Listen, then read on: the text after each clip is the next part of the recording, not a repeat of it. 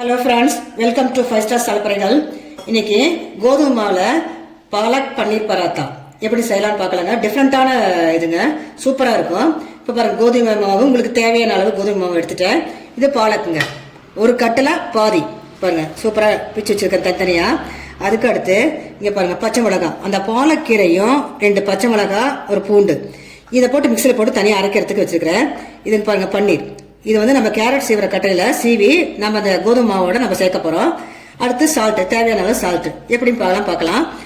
இப்ப கீரை கூட எதை சேர்த்து அரைக்கிறது? பச்சை மிளகா, 2-3 பூண்டு கீரையை சேர்த்து மிக்சில போட்டு, தண்ணி ஊற்ற வேண்டாம். தண்ணி பாலக்கு இதுலயே வந்து தண்ணி இருக்கும்.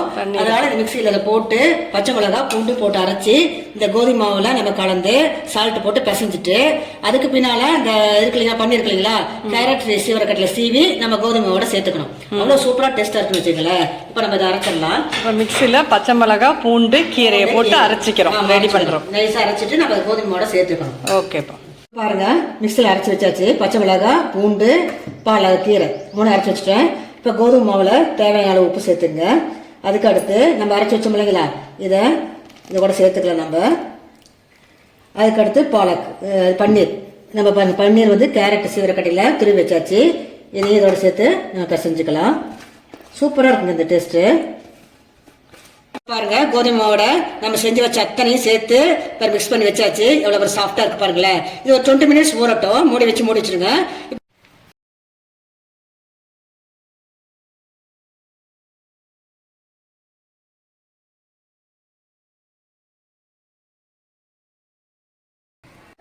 அந்த நம்ம சப்பாத்தி பிசைஞ்சு தோசைக்கல்ல போட்டாச்சு.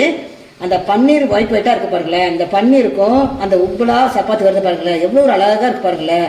சூப்பர் டேஸ்டா இருக்குங்க. அது அருமையான டேஸ்ட். அந்த பன்னீருக்கும் அந்த நம்ம கீரை போட்டதுக்கும் அவ்வளோ ஒரு டேஸ்டா இருக்கும். இன்னும் பாருங்க, நல்ல உப்பும் நம்ம என்ன வேக நல்ல உப்பெல்லாம் அப்படியே உப்பு வரும், நல்லா வரும் பாருங்களேன்.